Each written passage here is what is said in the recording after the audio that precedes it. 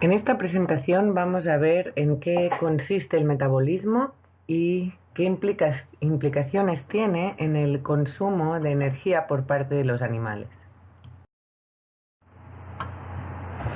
Y como puedes haber leído más arriba, el metabolismo es el conjunto de reacciones bioquímicas y procesos físico-químicos que ocurren dentro de las células y los organismos.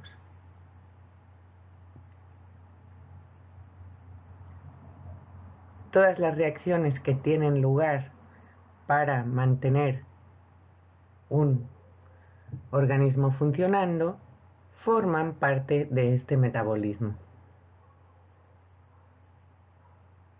Estas reacciones químicas se organizan en vías o rutas metabólicas concretas para economizar los recursos presentes en las células. En estas vías metabólicas, un compuesto químico o sustrato se transforma en otro compuesto que se denomina el producto, y este producto a su vez funciona como sustrato para generar otro producto diferente. Y esto se produce en una secuencia de reacciones en las que intervienen las enzimas. Generalmente, para cada reacción interviene una enzima diferente.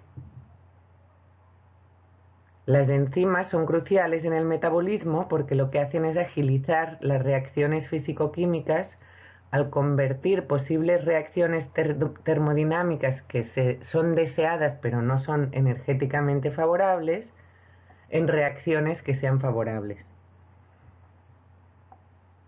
Las enzimas además regulan las vías metabólicas, es decir, modifican su funcionalidad y su actividad, y esto ocurre en respuesta a las imposiciones del ambiente y las necesidades de la célula, o en respuesta a señales de otras células.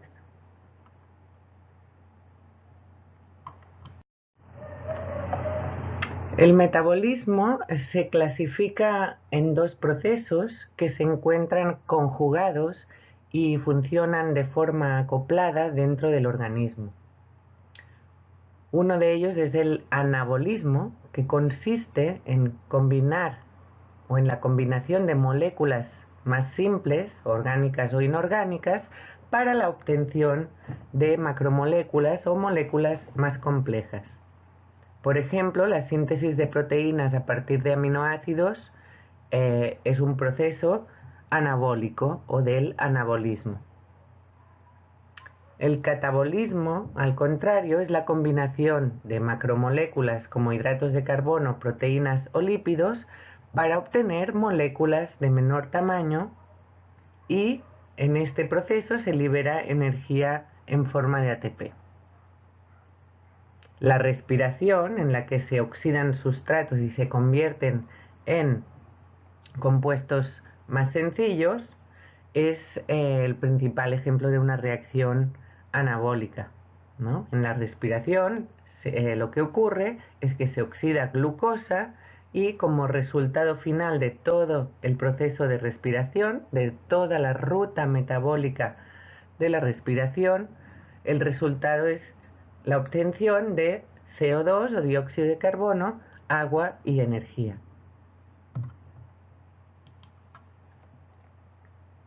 Las reacciones anabólicas, por tanto, que tratan de combinar moléculas simples y generar moléculas más complejas, requieren de un aporte de energía, que generalmente lo toman del ATP, y por tanto se denominan que son reacciones endergónicas o un proceso endergónico. Las reacciones catabólicas liberan energía y se denominan o se clasifican como exergónicas.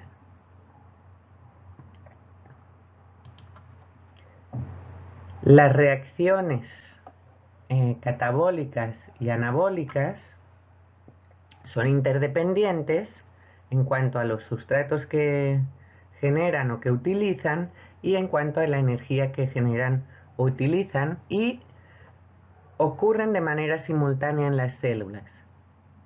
La energía liberada y requerida fluye entre los procesos de anabolismo y catabolismo.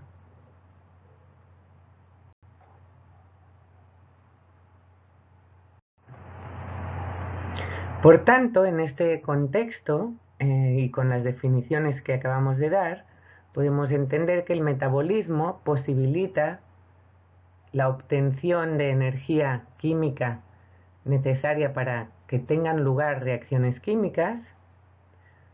El metabolismo también posibilita la síntesis de moléculas orgánicas necesarias para el funcionamiento y el mantenimiento de estructura de los organismos, y también permite la síntesis de moléculas para lo que es el crecimiento celular.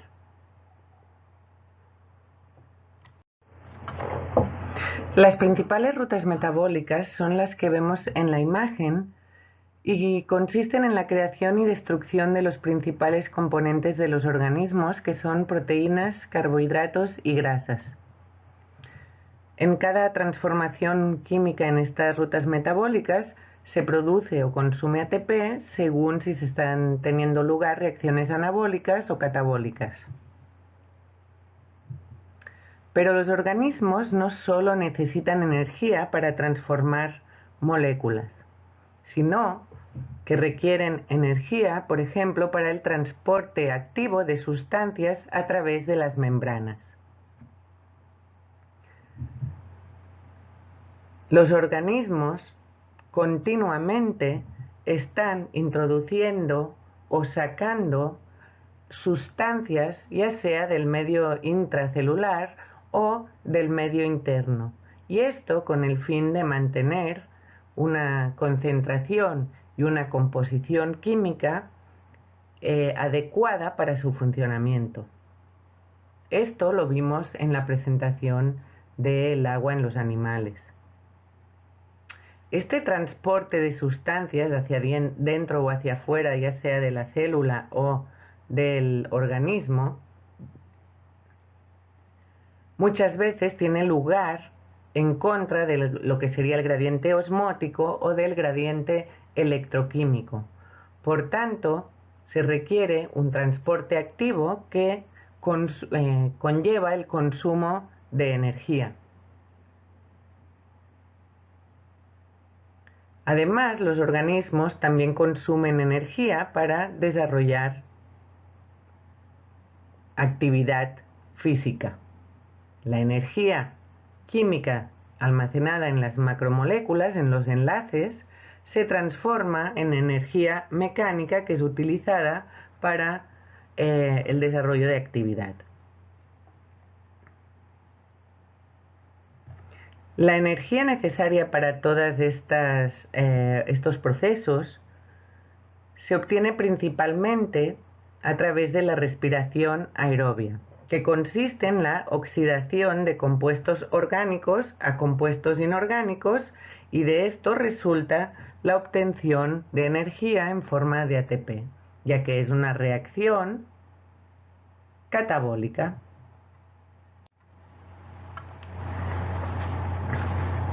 Que sea una reacción o la respiración aerobia significa que se produce en presencia de oxígeno, y el oxígeno es el aceptor terminal de electrones. De esta reacción, como vemos, a partir de una molécula orgánica, en este caso la glucosa, y mediante oxígeno, esta molécula se oxida y se generan moléculas inorgánicas, como es el caso del CO2, y se obtiene energía. Y además, como podemos ver en la reacción, se obtiene agua. Y este agua es el agua metabólica de la que hablamos anteriormente, que es una de las fuentes o entradas de agua que pueden utilizar los organismos animales.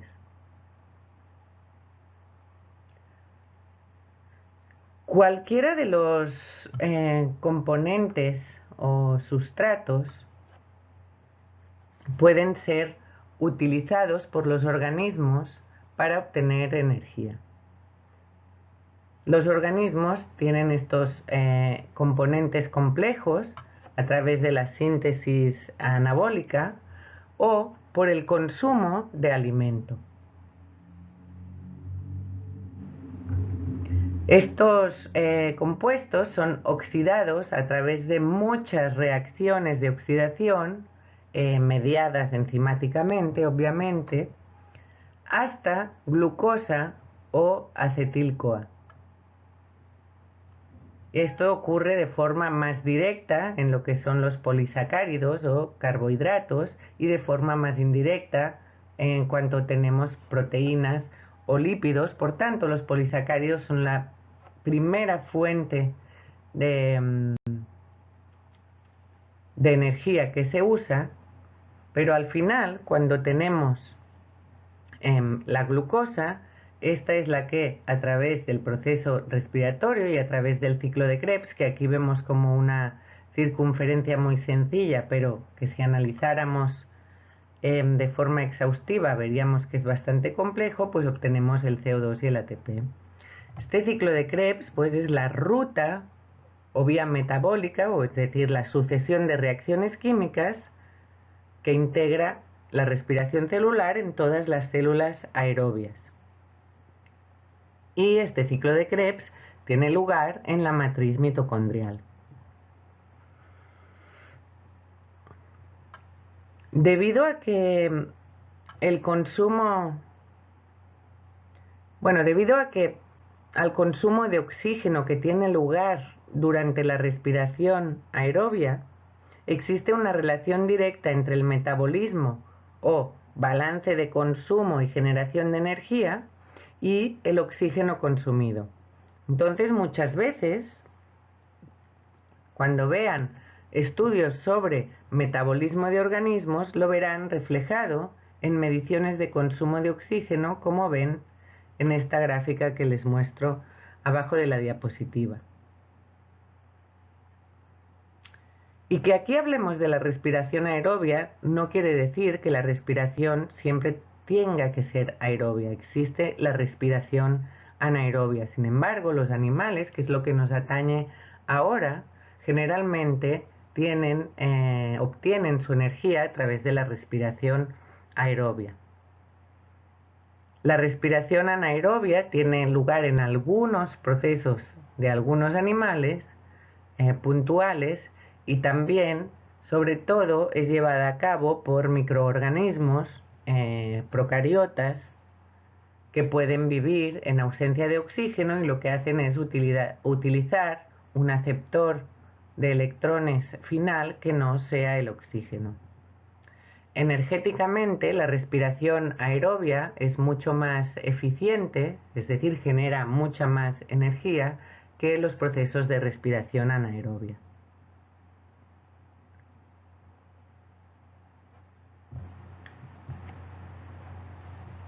Como decíamos, entonces, la energía que se obtiene a partir de la respiración se puede usar para procesos anabólicos y catabólicos, para el transporte en membranas, para la actividad física, etc. Es decir, se usa para producir trabajo, o el trabajo entendido como la capacidad para transformar, y para mantener la integridad estructural de un organismo para que éste pueda sobrevivir, crecer y reproducirse.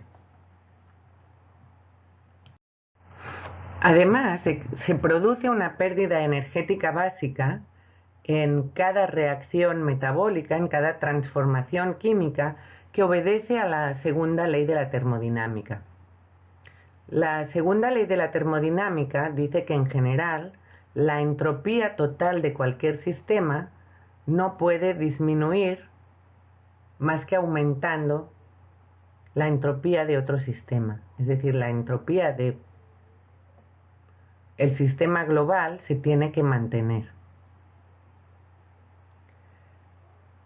Los sistemas biológicos, ya sean los organismos o los ecosistemas, tienden a mantener un orden, es decir, un estado de estructura y de organización que en cada transformación química puede ser mayor. Para mantener este orden se necesita disipar cierta energía que sea de mayor utilidad a una energía de baja utilidad. Y así, entre la mayor organización, pero la disipación energética, energía de baja utilidad, se mantiene un nivel de entropía total igual. Por tanto, en cada transferencia de energía o en cada transformación química hay una pérdida energética que se disipa en forma de calor.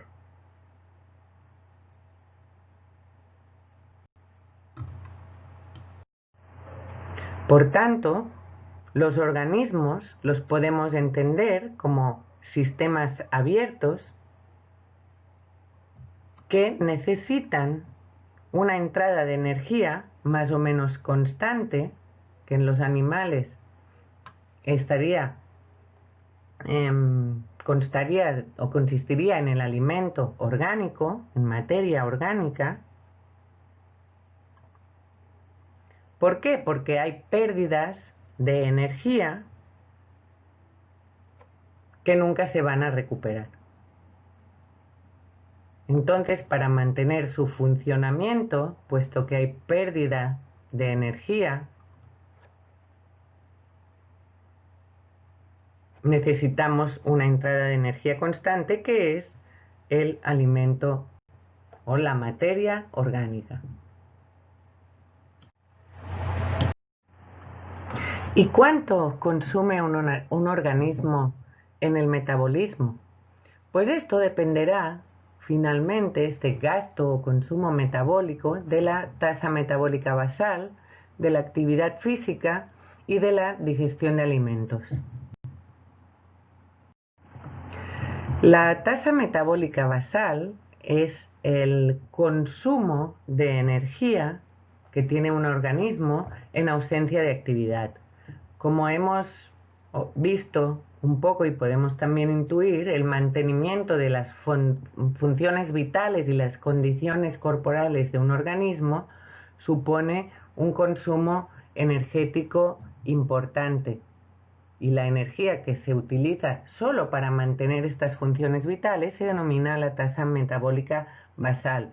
Sirve para mantener el funcionamiento óptimo de los órganos, como sería el hígado, el bazo, riñones, etc. Y de hecho, solo el mantenimiento de esta funcionalidad básica en ausencia de actividad constituye el componente más importante de energía total que utiliza un organismo.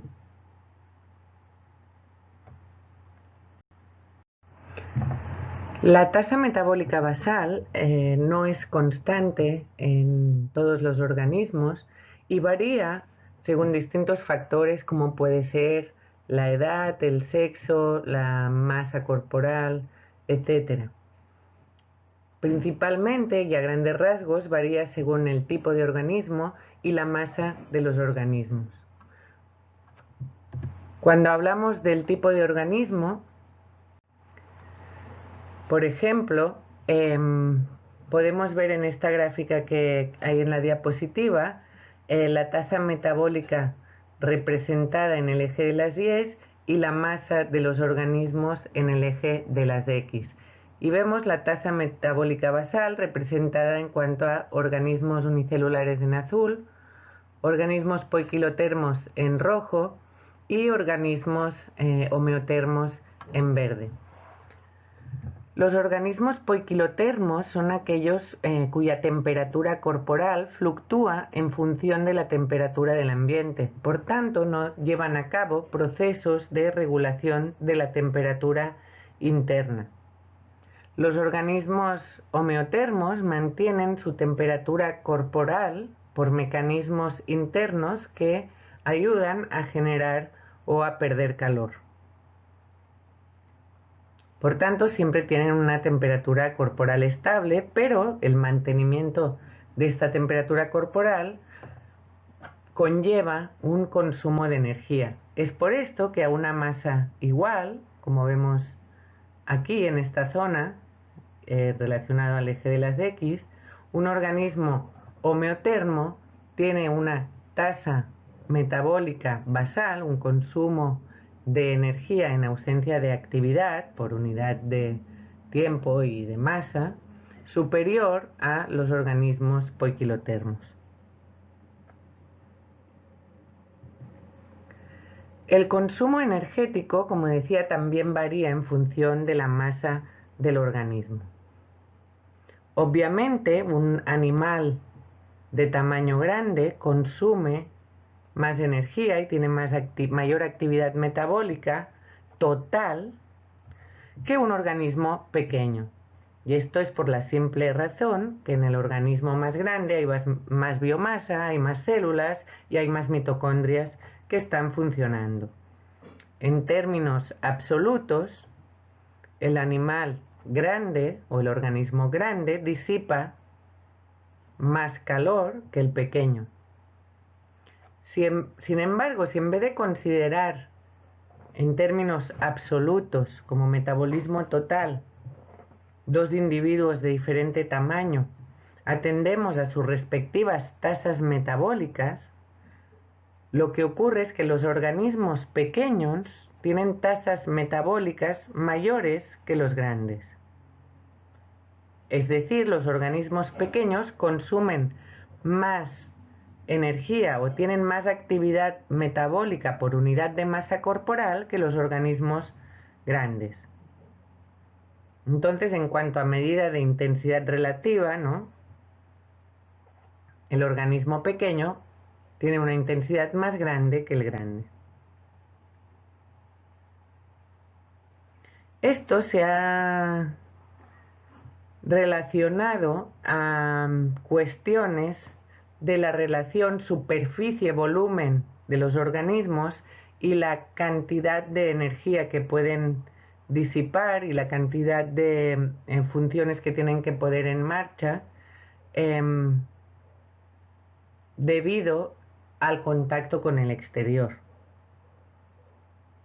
Un organismo pequeño tiene una relación de superficie-volumen mayor que un organismo grande.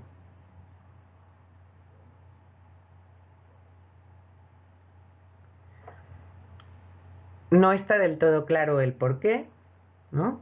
Sí se ha ido relacionando y hay varios estudios, como este de Ballesteros y colaboradores en 2018, cuya gráfica les muestro en la diapositiva.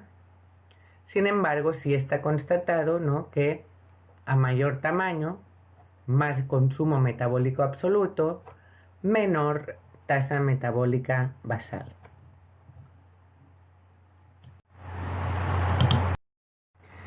El consumo energético en el metabolismo, como hemos dicho, además también, aparte de la tasa metabólica basal, depende de la actividad física. Y esto es bastante evidente. Yo creo que todos lo tenemos muy claro, ¿no? A mayor actividad física se requiere energía.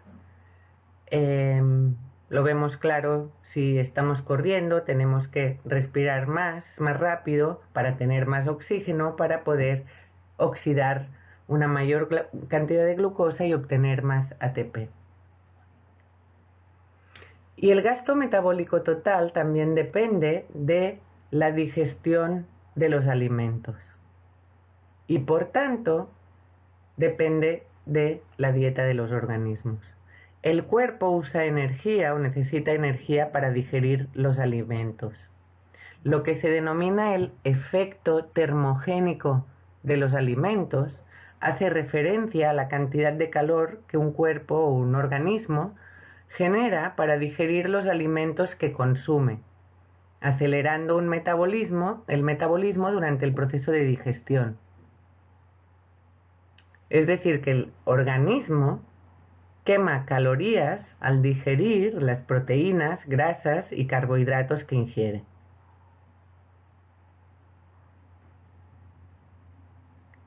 La energía que se utiliza para digerir cada uno de los macronutrientes es diferente.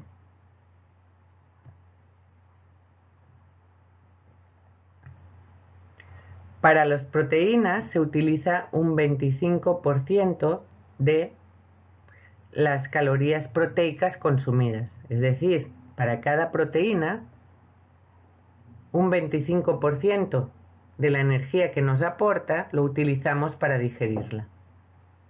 Para los carbohidratos esto es un 7% y para las grasas un 3%.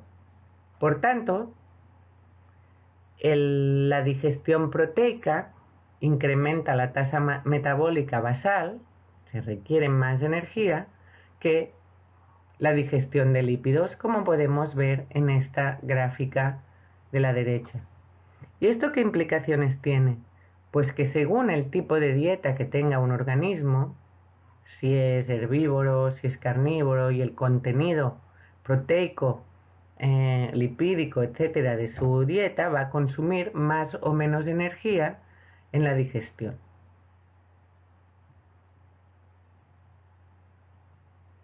¿Y por qué es importante este gasto metabólico? Porque el organismo, aparte de necesitarlo para mantenerse,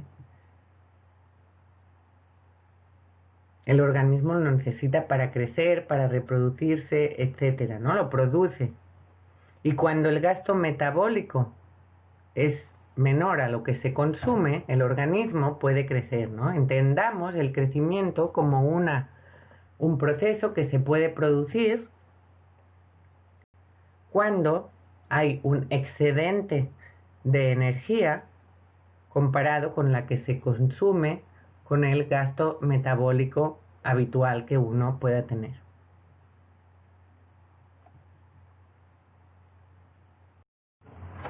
Imagino que muchos de ustedes a este punto se estarán preguntando, y bueno, ¿y a mí qué me importa? Si estoy en la asignatura de hidrología y energética del ecosistema, ¿cómo enlazo todo esto con lo demás? Pues esto es crítico en los ecosistemas. Los ecosistemas, como ustedes saben, son unidades funcionales en la que se transfiere materia y energía entre los medios biótico y abiótico.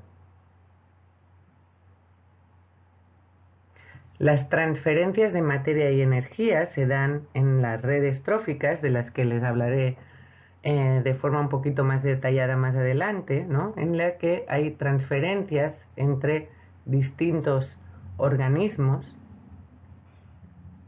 de materia y de energía. Si en cada una de estas transferencias se produce la pérdida de energía, esta pérdida lo que hará es determinar cuánta energía finalmente queda disponible para el eslabón superior.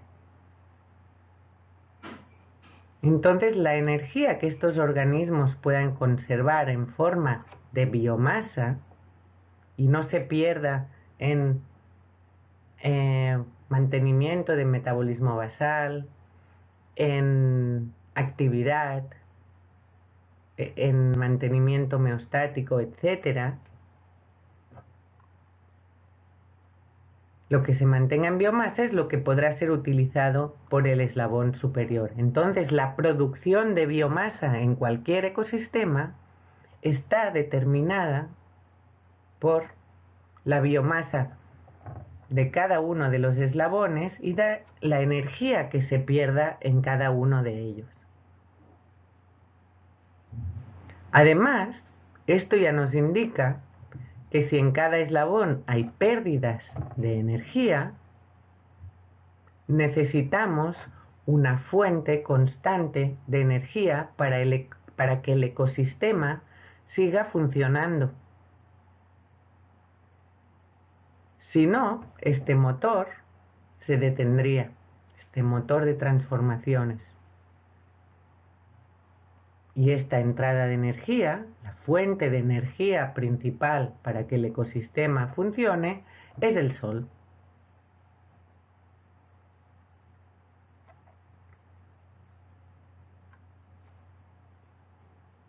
Así que queda muy claro que comprender en qué consiste el metabolismo y cómo funcionan los organismos de un ecosistema y cómo gestionan su energía es crítico para comprender el funcionamiento del ecosistema como unidad funcional.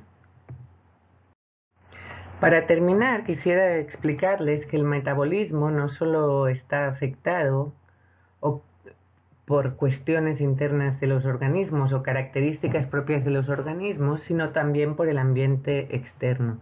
Y no es tanto explicárselo, sino recuperar esta idea.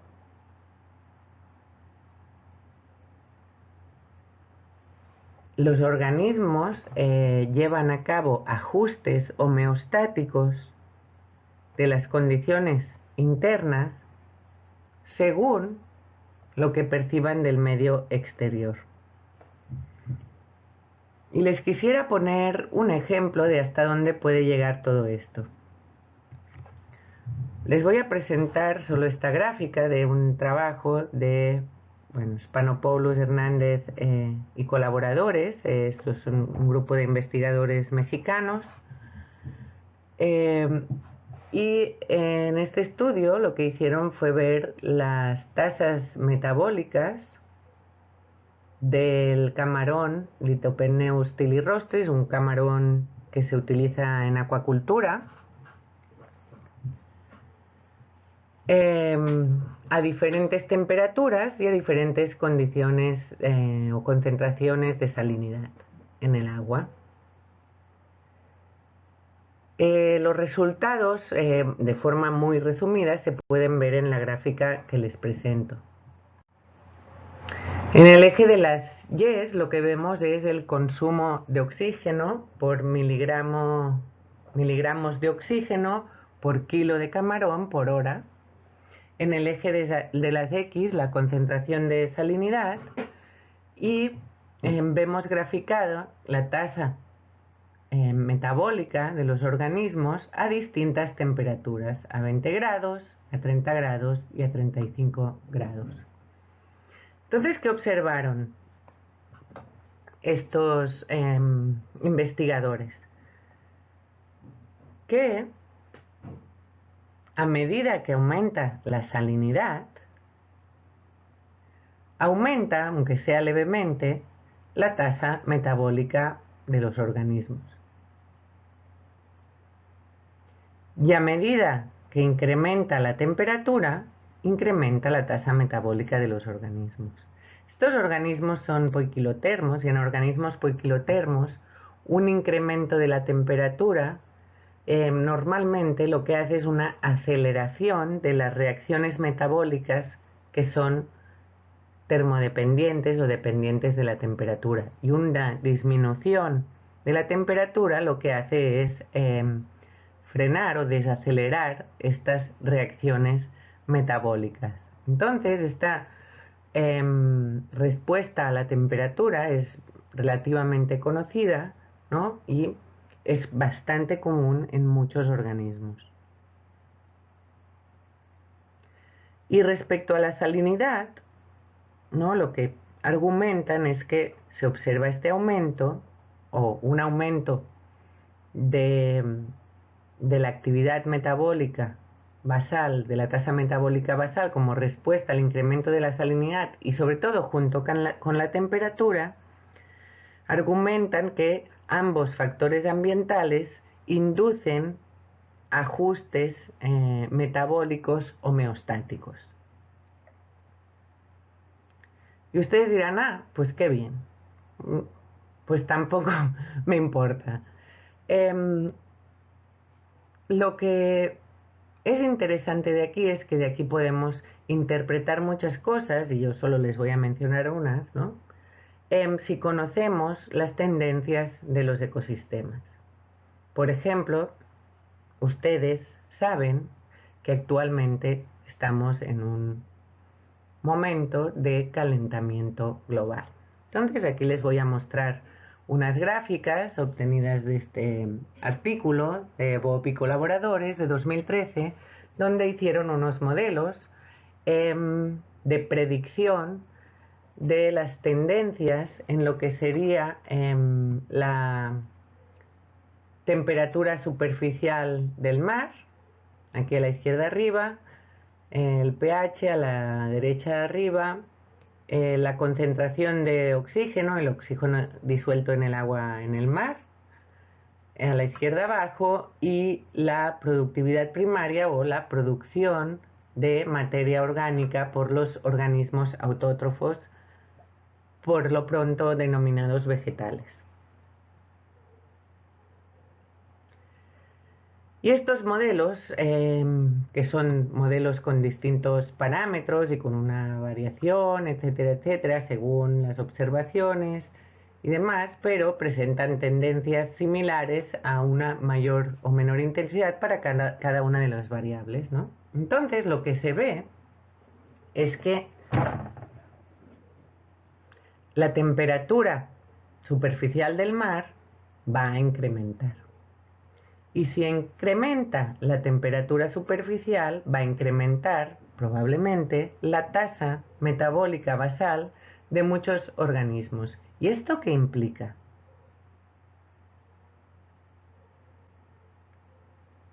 Una mayor tasa metabólica basal significa que a una mayor temperatura es que el consumo de oxígeno necesario para realizar una misma actividad física va a incrementar, ¿no? A mayor temperatura consumiremos más energía y más oxígeno para realizar una actividad. Y diría uno, bueno, pues pues que coman más, ¿no? ¿Qué implica? Que necesitarán una mayor ingestión, pero si ustedes ven las predicciones para la producción primaria neta global, es posible que ésta descienda, entonces no habrá tanto alimento disponible. Además, ¿qué va a ocurrir? Si yo estoy consumiendo más energía para cualquier actividad, voy a tener menos energía disponible para crecer. Y por tanto, a los humanos, que nos interesa que haya peces gordos y camarones gordos, ¿no? Sí nos va a afectar, o nos podría afectar, porque los organismos serán de menor tamaño. Y con todas las implicaciones que esto pueda significar para el tamaño. Y además, como ven, se prevé que el oxígeno disminuya. Como saben, el oxígeno es menos soluble con el aumento de la temperatura. Entonces estamos en una situación de menor cantidad de oxígeno disponible, pero una mayor necesidad de oxígeno para los organismos, para poder llevar a cabo el metabolismo, ¿no? Entonces, aquí hay un conflicto que no sabemos cómo se resolverá. Entonces, un poco poder entender todas estas cuestiones metabólicas, de consumo de energía, de consumo de oxígeno, de necesidad de alimento para cubrir las necesidades energéticas, es importante en muchos aspectos en cuanto al funcionamiento del ecosistema. Y con esto voy a dejar esta presentación del metabolismo por terminada y espero que hayan comprendido bien en qué consiste.